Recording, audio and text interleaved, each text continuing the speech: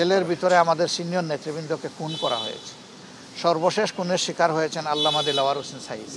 এই ন্যায় বিচার যদি নিশ্চিত হয় তাহলে আগামীতে কোনো জালিমের জন্ম এই দেশে হবে না। আমাদের উপরে হাজার জাতের জুলুম করা হয়েছে, যেটা অন্য কোনো দলের উপরে না। সবার লোক মারা গেছে, কিন্তু আমাদের লোককে দফায় দফায় ফাঁসি দেওয়া হয়েছে। জেলের ভিতরে আমাদের সিনিয়র নেতৃবৃন্দকে খুন করা হয়েছে। সর্বশেষ খুনের শিকার হয়েছেন আল্লামা দিলওয়ার হোসেন সাঈদ। সবাই আপনারা জানেন। তো এগুলো আমাদের দুঃখ ব্যথা। আমাদের অফিসগুলা সিলগালা করে রাখা হয়েছিল, আমাদের নিবন্ধন কেড়ে নেওয়া হয়েছিল, শেষ মুহূর্তে এসে আমাদেরকে নিষিদ্ধ করা হয়েছে। এগুলো আর কারো করা হয়নি। বোলডোজার দিয়ে কোনো দলের নেতাকর্মীদের বাড়ি ভাঙা হয়নি, কিন্তু আমাদের বাড়ি ভাঙা হয়েছে। তা আমরা শত ব্যথা অন্তরে নিয়েও দেশটাকে ভালোবাসি, তো মানুষকেও ভালোবাসি।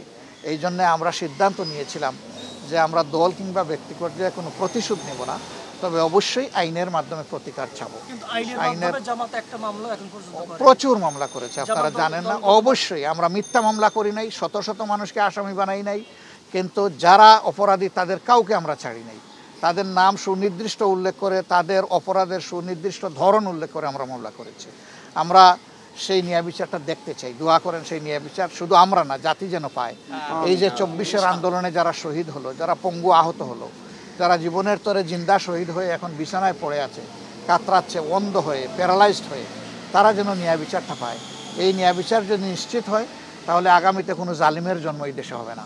কিন্তু যদি ন্যায় বিচার নিশ্চিত না হয় তাইলে দফায় দফায় জালিম আরও ভয়ঙ্কর রূপ ধারণ করে জাতির সামনে আসবে। আল্লাহর কাছে আশ্রয় চাই সমস্ত জুলুম থেকে।